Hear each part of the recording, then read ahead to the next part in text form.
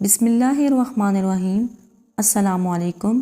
خلافت عثمانیہ کے آخری خلیفہ سلطان عبد الحمید ثانی رحمۃ اللہ علیہ نے جب جرمنی کے ساتھ ریلوے لائن کا معاہدہ کیا تھا تو ایک شرط یہ بھی رکھی تھی، جب کاریگر کام کرتے ہوئے مدینہ پاک سے 20 کلومیٹر دور رہ جائیں گے تو اپنے ہتھوڑوں پر کپڑا باندھ لیں گے تاکہ رسول اللہ صلی اللہ علیہ وسلم کے مبارک شہر میں شور کی آوازیں نہ آئیں۔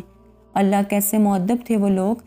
خلافت عثمانیہ کے 34ویں خلیفہ عبد الحمید ثانی اپنے وقت کے بہت بڑے شاعر اور عاشق رسول گزرے ہیں۔ آپ کے دور خلافت میں استنبول سے مدینہ شریف جانے کے لیے ٹرین سروس شروع کی گئی۔ آج بھی وہ ریلوے لائن مدینہ شریف میں بچھی ہوئی ہے اور ترکی ریلوے اسٹیشن کے نام سے مشہور ہے۔ اس زمانے میں ٹرین کا انجن کوئلے کا ہوا کرتا تھا۔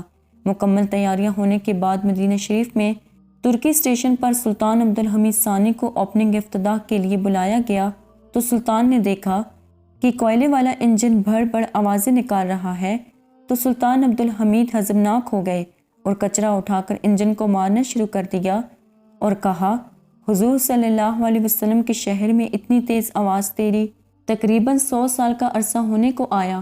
اس وقت جو انجن بند ہوا تھا وہ آج بھی ایسے ہی مدینہ شریف میں رکھا ہوا ہے جو ترکی اسٹیشن سے مشہور ہے۔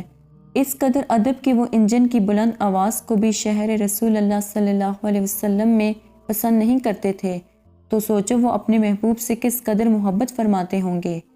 یہ عشق تھا، یہ ادب تھا جو ان کے سینوں میں موزن تھا۔ اللہ تعالی ہمیں بھی ایسا عشق و ادب اور شہر رسول اللہ صلی اللہ علیہ وسلم کی باادب حاضری نصیب کرے، آمین یا رب العالمین۔ امید کرتی ہوں کہ آپ کو آج کی ویڈیو پسند آئی ہوگی۔ مزید اسی طرح کی ویڈیوز دیکھنے کے لیے ہمارے چینل کو سبسکرائب کریں۔ خدا حافظ۔